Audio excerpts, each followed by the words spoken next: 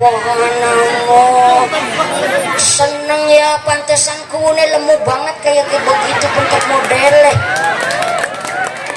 Anak medangan, anak mangan sega barang ya. Oh, jadi anak makan nasi nih barang. Subhanallah. Makan nasinya jam berapa? Jam 10 iku. Subhanallah. Iki pengadatan iki. Jadi masyarakat luar kalau dokumenter resmi dari Saiful Hajat masuk ke channel YouTube ini jadi ngerti. Jebule malah madangane mangane sarapan jam 10. Subhanallah.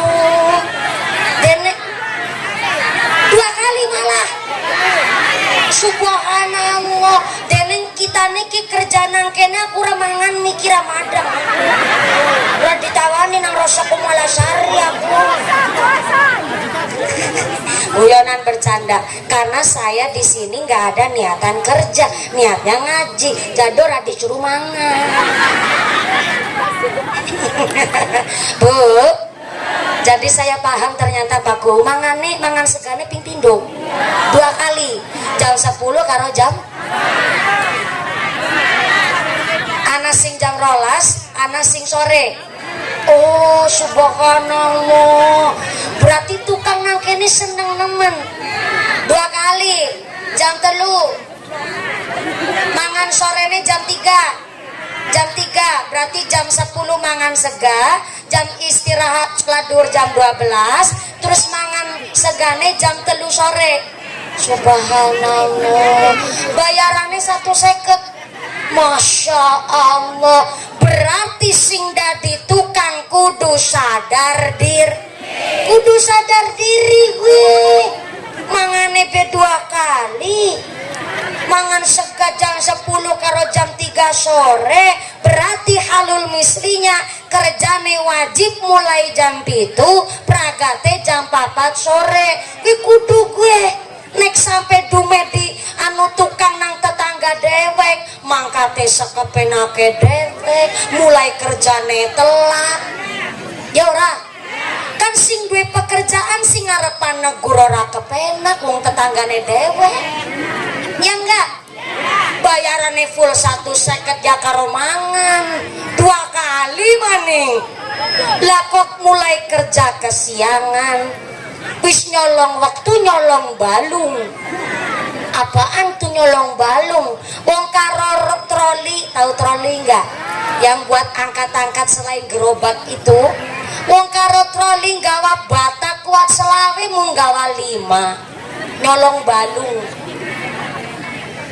Nggawa adukan semen kuat 2 ember cilik mung nggawa seember bensinnya setengah. Kan iku nyolong balung. Wis bayarane full 150, istirahat mangan sega ping pindo, malah gone kerja nyolong waktu karo nyolong balung.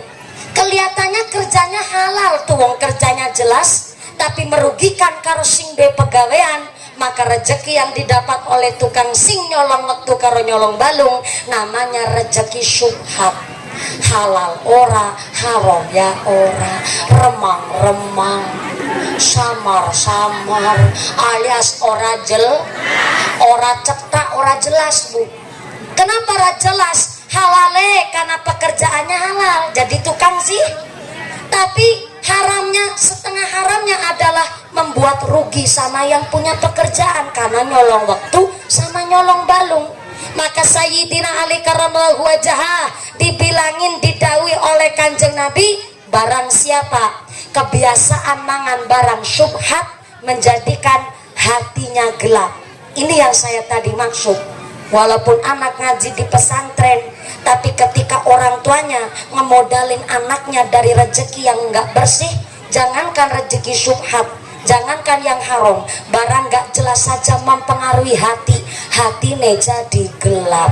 Maka pentan saya ngambil pangandikane Allahu yarham al-mahhulah Rama Kyai Khudori, Pondok Pesantren Tegal Rejo, Magelang, Jawa Tengah. Saya ikut suami saya kemarin Ahad Kliwonan Selapanan Tegal Rejo, Pak Kiai Hanif Khudori niku ngendikaaken bahwa almarhum Allahu yarham Rama Kyai Haji Khudori bilang begini, "Nok, ngesuk nek kita Idul Adha opan nyembelih pedus utawane sapi gone tuku hewan kurban dari duit keluarga kita sendiri. Umpama ana wong sugih panitipna sapi utawa wedhus nang pesantren kita pun disembelih nang kene go kurban nang gone kitane, maka ngapunten sawetara iku sapi wedhus wong sugih dipindah ke masjid lain yang belum ada kambing sapinya, dipindahlah ke tetangga desa yang belum kebagian hewan kurban. Anak bertanya, Kiai, Abah, ngapunten, kan wong sugih niate apik, pan melu kurban nang kene berarti tabarukan, ngalah barokah karo pesantrene kita. Iya no, tapi kan kita nih orang ngerti iku wonge sing nitipna sapi kambing anu wong sugih kepimen.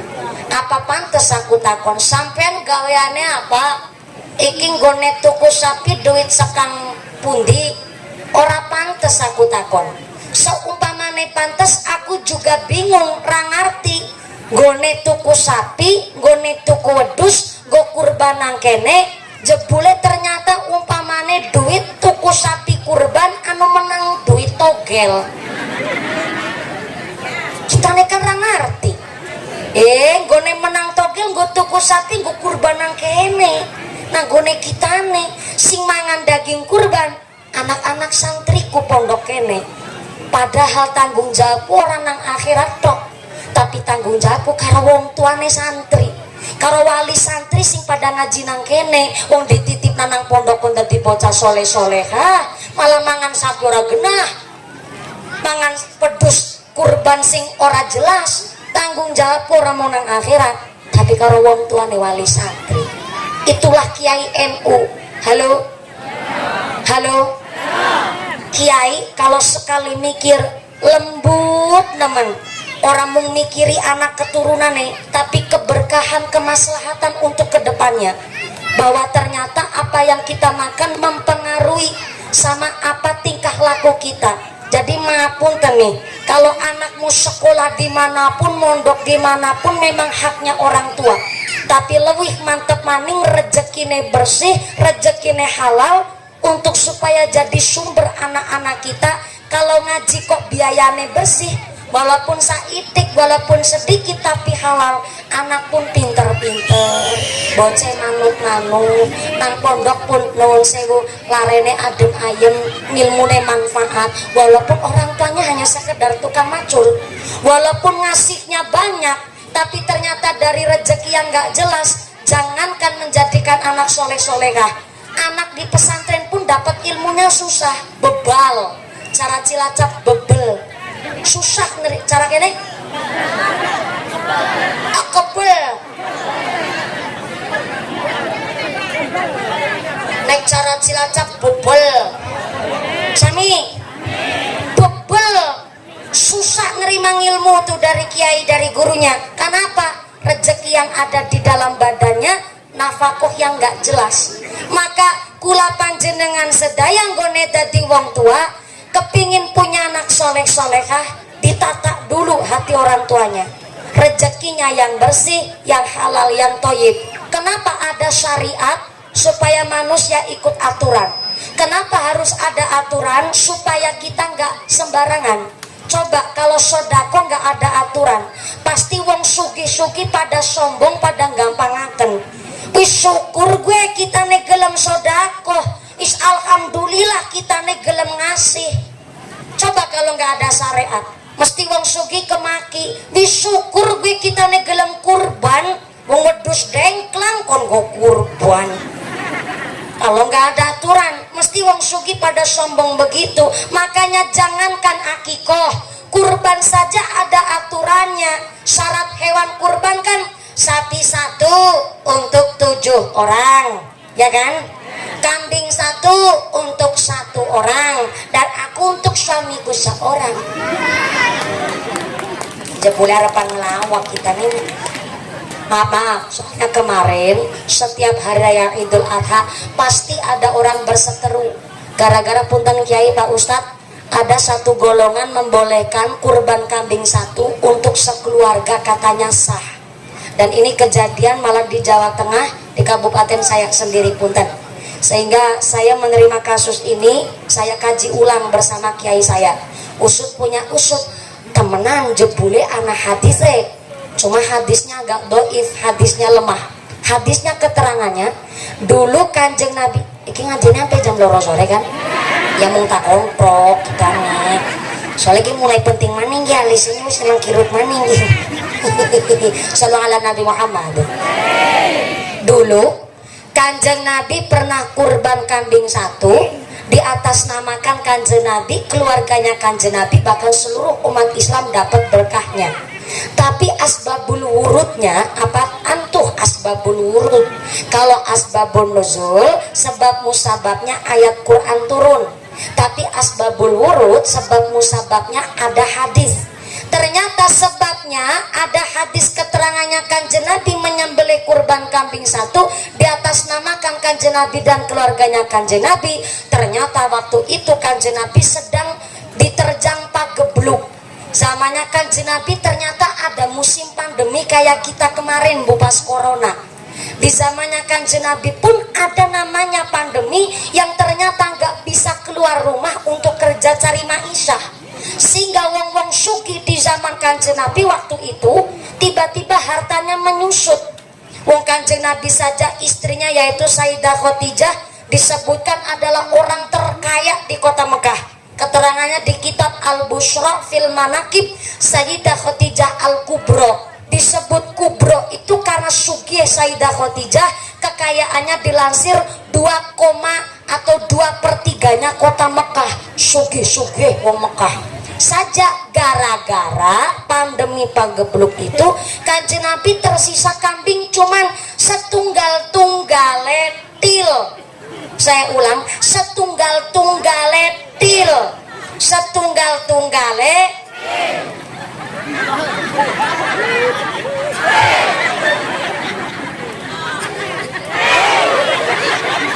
jangan gugup pental til.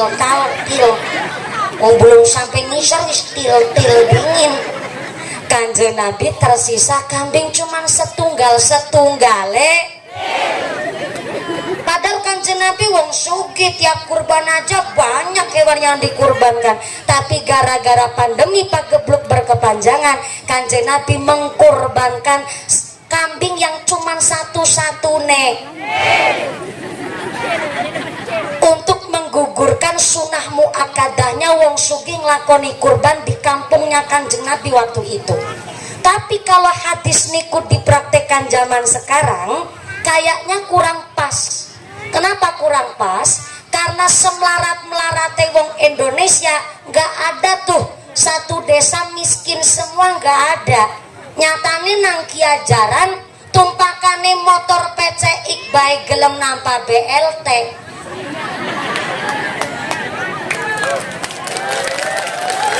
Tangan kanan kiri gelangan KB gelem nampani PKH. Berarti di Indonesia nggak ada satu kampung miskin semua, nggak ada. Seumpamane ada di Afrika Selatan tuh yang banyak orang muslimnya tapi keadaan kampungnya miskin. Hari ini pun ada namanya Persatuan Muslim Antar Negara. Indonesia, Malaysia, Singapura, Brunei Darussalam ada asosiasi Persatuan Muslim yang ketika Idul Adha kirim kambing sapi ke Afrika Selatan, kurbannya di Afrika Selatan. Orang saya sendiri saja pernah nerima kambing dari Singapura. Kok bisa begitu? Iya, dari Ustadz Nushan Halim, salah satu tokoh ulama Singapura, kirim kambing untuk dikurbankan di kampung saya di Indonesia sini. Dan ternyata saya sedikit informasi bahwa dulu saya pernah lomba dai di Indosiar 2 kali, 2014 tingkat nasional, 2017 tingkat Asia. Alhamdulillah satu-satunya dai Indosiar yang juara 1 berulang kali hanya Mumpuni Handayani.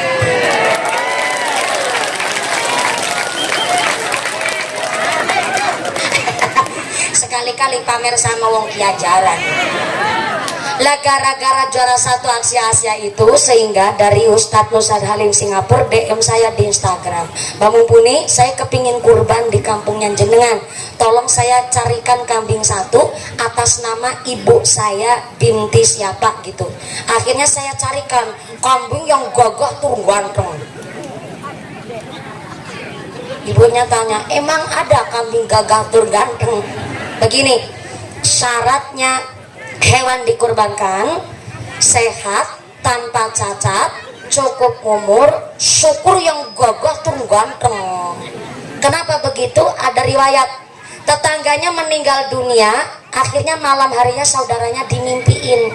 Ternyata di dalam mimpi saudaranya, si tetangga yang tadi pagi baru meninggal dunia, di dalam mimpinya saudara ternyata begitu gagah ganteng di alam barzahnya, dan pakaiannya mewah, naik kendaraan super cepat, langsung masuknya ke surga. Di dalam mimpinya saudaranya itu ternyata usut punya usut, setiap bersodakoh kalau ngasih ke orang dipilih barang yang paling bagus, bukan barang-barang turahan. Dan setiap berkurban dipilihlah sapi kambing yang paling ganteng, yang paling gagah, tentu yang memenuhi syarat-syarat orang berkurban. Jadi orang kurban hewannya itu yang sehat, tanpa cacat, cukup umur, syukur yang ganteng tur gagah. Berarti kalau wedus wadon ora bisa nggo kurban, kata siapa? Wedus wadon tetap bisa buat kurban, tapi lebih utama wedus lanang ketimbang wedus wadon. Soalnya wedus wadon go kurban syaratnya tambah, ya sehat, tanpa cacat, cukup umur, plus lagi orang meteng, lagi orang bunting. Nah ini sing repot dan merepotkan nih. Jenengan ke pasar hewan, kul bakul wedus, kita nih duit tapi duitnya cukup go tuku wedus wadon. Ya kira-kira gergo kurban wedus wadone sampean niki lagi bunting ngapura ya. Bakule jawab yang ngapurane ya Bu, soalnya kita nih dudu laki nih. Sampai sini udah merepotkan banget nih. Ya kita nih ngerti sampean dudu laki nih, tapi kan sampean bakul pedagangnya wedus, kayaknya yang ngerti wedus meteng ngapura ciri-ciri bagaimana. Nah kita nih seneng karo pembeli sing kritis model sampean. Insya Allah wedus sing disenengin jenengan sing dipilih iki wedus wadon sing agora meteng. Soalnya kita nih orang mung bakul tapi kita sing ngingu, kita nih ngerti wedus lanang wedus wadon dipisah, jadi kayaknya agora meteng. Yang kedua kita nih yakin iki wedus agora meteng, soalnya kita nih durung pernah ngerti iki wedus ditumpaki. Jadi sampai milih wedus sing insya Allah sehat plus lagi orang matang ya cocok kul bakul tak tuku wedus wadone sampean go kurban Idul Adha ngesuk. Akhirnya jual beli akadnya terlaksana, langsung pulang wedus ketika kurban disembelih dibelek wetengnya nah cempene. Apa hukum kurban yang terjadi? Hukum kurbannya tetap sah. Kenapa kurbannya tetap sah? Karena ketidaktahuan. Kan udah ikhtiar tanya tuh, wedus lagi meteng apora, malah bakule dudu lakine, durung pernah baru ditumpaki, wedus lanang wedus wadon ya dipisah, tetap anak cempene. Berarti karena ketidaktahuan, maka kurbannya tetap sah. Tapi inilah yang menjadikan syarat bahwa kurban wedus wadon bisa, tapi lebih utama wedus lanang. Soalnya wedus wadon repot, matang orangnya kan minimal kudu di USG. Dewe ngerti ora percaya sampean, kudu di USG. Kayang si pitik ayam meteng aporane kan bisa diteliki dengan gampang dengan cara didul. Bahas dulek paham kahawe. Maaf, ini bukan cerita jorok nih. Kalau cerita fikih insya Allah nggak jadi jorok, kalau jadi ngilmu Allahumma. Ayam didulek kan bisa ngerti ngendok apa orangnya rasanya ketara we. Tapi yang wedus wadon yang bisa didulek tapi orang ngerti rasanya meteng apa orangnya bagaimana. Maka inilah ada syarat mulane arane kurban sing sehat tanpa cacat, wedhus lanang ya sing cukup ngumur, sing gagah tur ganteng. Saya pilihkan wedhus Jawa Randu waktu itu sing paling ganteng. Saya kirim notanya ke Singapura. Dari Singapura Ustadz Musan Halim ngirim duit dari ringgit dolar Singapura dirupiahkan, tapi ternyata lebih duitnya. Saya bilang, Ustadz ini duitnya kelebihan. Iya, sengaja saya lebihkan supaya buat ngurusin saubo rampene, beli kantong plastiknya, ngebayarin yang nyembelihnya. Yang bener emang begitu. Kenapa di masyarakat sering terjadi mau kurban kambing satu tapi malu dititipin ke masjid, mending bawa duit orang ketang bawa 100.000 supaya dititipin ke masjid, jangan ngucap sama panitianya, Pak panitia saya kurban kambing cuma satu nih, gak apa-apa Bu, tapi ini saya bawa duit 100 Pak panitia, yang 50 buat bayarin yang nyembelih, 50.000 sisanya buat beli kantong plastik sama rokok buat bapak-bapak yang ngurusin kurban. Malah baik begitu. Soalnya di masyarakat maaf nih sering kejadian yang nyembelih kambing ngucat, iki aku nggone kurban nyembelih wedhus ora usah dibayar nganggo duit, ora usah diamplopin, bayar bae nganggo ndase wedhus. Gara-gara ngucape kepingin dibayar pakai ndase wedhus, nggone motong leher sampai gulune pol. Kan akhirnya dagingnya ngintil kabeh Bu. Lah mau keluarga kebagian apa? Jadi biar afdol kurbannya seluruh isine wedhus bagikan kabeh karo masyarakat, sebelulang kulitnya pun bagekna kabeh karo masyarakat, biar yang kurban mantep dan untuk kayak kurban lebih afdol. Ora ketang gawa 50 jenengan maringi petukon rokok kanggo sing neteli, malah iku sing lebih bagus. Sampai kurban bae ana syaratnya supaya wong sugih ora semakean. Mulane kenang apa jenenge titipan rezeki ya anak wis hamil iki riyadoe wong tua. Kenapa kudu diakikoh? Karena kullu hulamin murtahanun bi aqiqatihi tutbahu anhu yaumas sabi'i wa yuhlaqu wa yusamma. Namanya anak lahir ketika 7 hari umurnya, maka orang tuanya dianjurkan memotong rambutnya, memberi nama yang baik, plus disembelikan hewan akikoh. Karena kalau manusia uang kok durung di akikoh, maaf nih, berarti itu uang esinang sakjroning pegadean, belum ditebus. Maka maaf nih, ada bocor nakal banget susah diomongi, mungkin belum di akikoh. Nah bocah pun sinatan pecicilan diomongnya angel, senengnya mendelik-mendelik. Oh mendelik-mendelik enggak? Ngomongi senengnya melotot-melotot karo nyentak-nyentak. Enggak dari perintah tuku lombok pe mendelik. Patah perintah maning. Lombok sih gitu. Miri. Perintah ada di sisi. Delak-delak perintah. Anak bocah kene kayak gitu. Bohong enggak, bocah kene soleh kabeh. Bocah kene pinter ngaji kabeh. Amin Allahumma. Mungkin kalau sampai melotot-melotot mendelik-mendelik kok ternyata mungkin belum diakikoh. Wis diakikoh si nakal, mungkin wong tuane kurang tirakat. Anaknya sekolah nak ngaji, mama nih puasa aja mangan boy. Bocah mondok nang pesantren, orangnya ikut, orang tuanya ikut tirakat minimal habis maghrib. Bu Rose Kumalasari, anaknya disebut habis sholat maghrib dikirimin hadiah 41 kali. Hadiah apa? Hadiah Fatihah. Jadi maghrib kalau ibu-ibu langsung dibablasin ke Isya. Jangan habis maghrib malah WhatsAppnya online, malah sibuk dolanan TikTok, nganggo legging kerenggut kerenggut kerenggut kerenggut. Anaknya sekolah, putrane ngaji, mamane ikut tirakat minimal sholat tahajud, sholat taubat, sholat hajat, mujahadah tengah malam. Ini tirakatnya orang tua. Walaupun seorang ibu rumah tangga nggak usah tirakat pun, cuma hamilnya saja disebut riadoh sama Gusti Allah. Tapi supaya anak-anaknya lebih baik, wong tuane melu tirakat aja mau sekedar meteng babaran lahir yang ngono, urip yang karep ora urip yang ngono.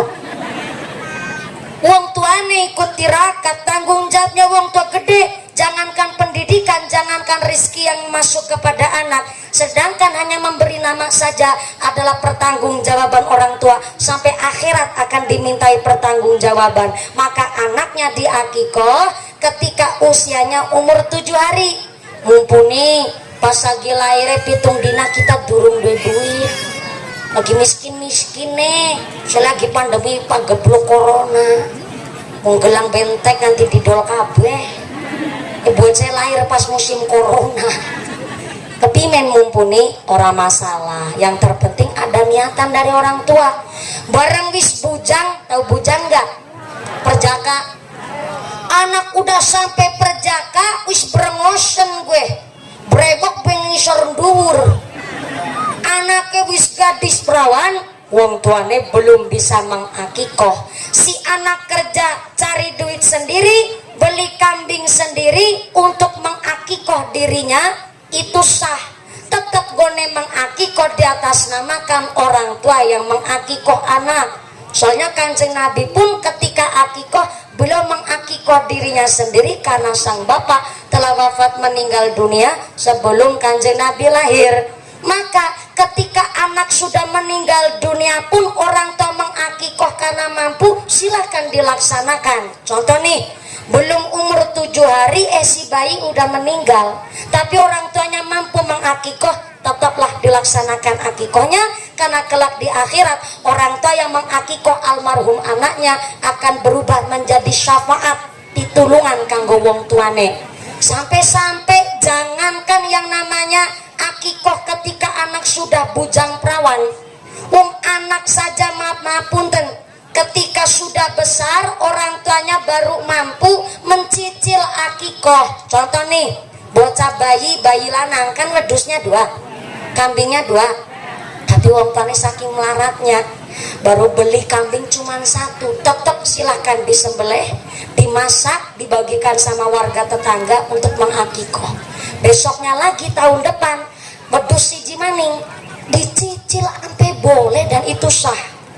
Namanya syariat ada bukan untuk mempersulit manusia beribadah, tapi adanya syariat adalah supaya manusia gampang menggapai ridhonya Gusti. Gak ada agama Islam ini ngibadah supaya mempersulit, gak ada. Semuanya dipermudah untuk menggapai ridhonya Gusti. Hari ini ada saya Ananda Bilkis, Alesa Zahra dan Ananda Khaira Amuri, alhamdulillah telah dirasulkan kemarin. Ini sebagai wasilah, sebagai perantara tanggung jawab orang tua, memulai bagaimana orang tua menjadi teladan untuk anak-anaknya. Mudah-mudahan Ananda Alisa karena telah dirasulkan jadi anak yang solehah, anak yang pintar ngaji, anak yang qurrat a'yun, berguna bagi agama nusa bangsa. Amin Allahumma. Ngomong-ngomong sekarang jam berapa? Sekarang jam berapa? Jam 10 ya, bagi matanya kita nih rapi cak ya Bu ya. Kamu nih bener-bener kita mau kan nanjak jam 10 Bu, sekarang sudah jam setengah 12. Insya Allah cukup nggih? Durung cukup, nanggap dewek. Soalnya tadi saya perjanjian sama Bu Roso Komalasari, Bu, nanti saya naiknya jangan terlalu kesiangan ya. Soalnya kebiasaan kadang-kadang ngaji pagi sampai ngelewatin waktu sholat luhur.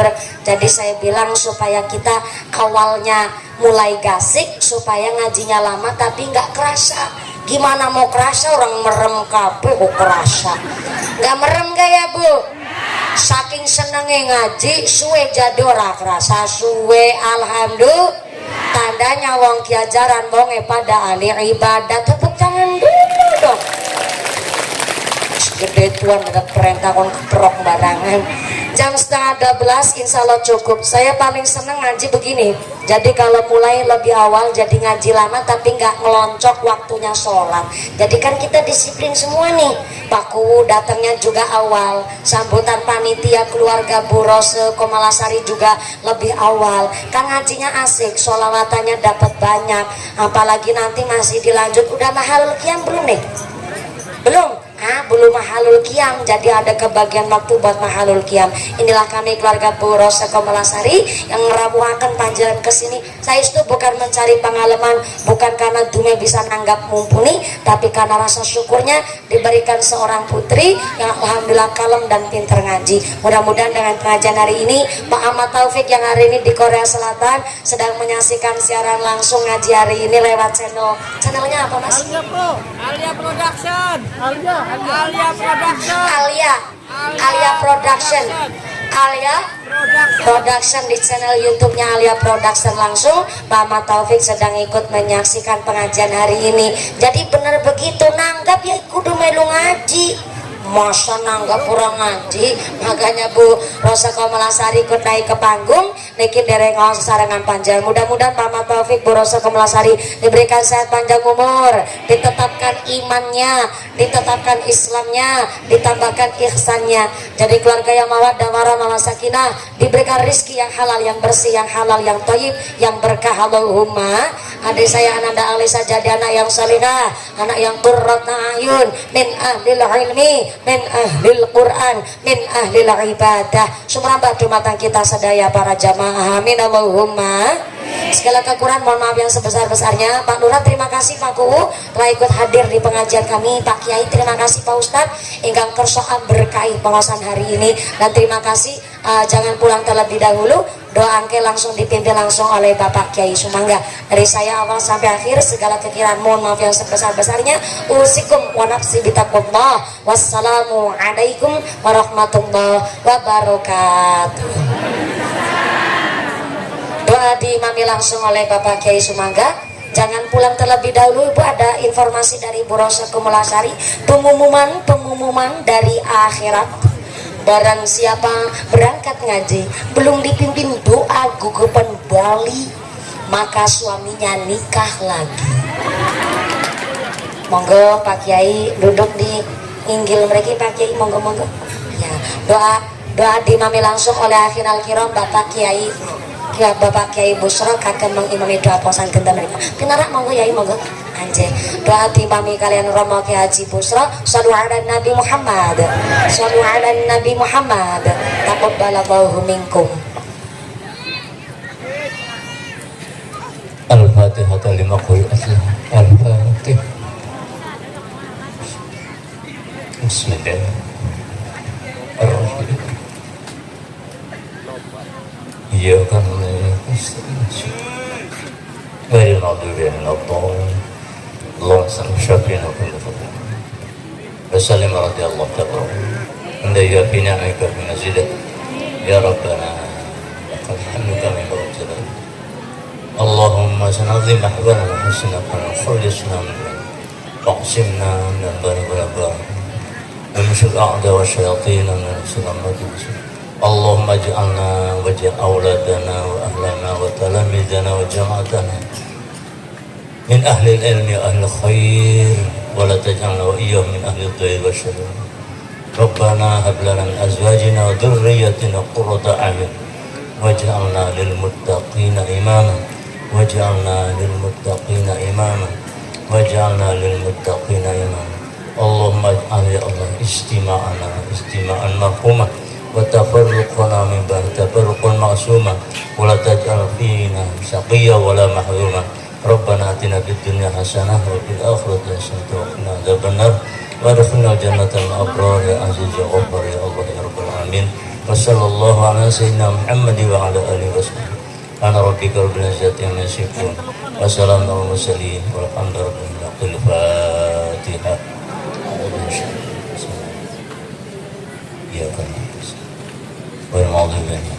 السلام عليكم ورحمة الله وبركاته.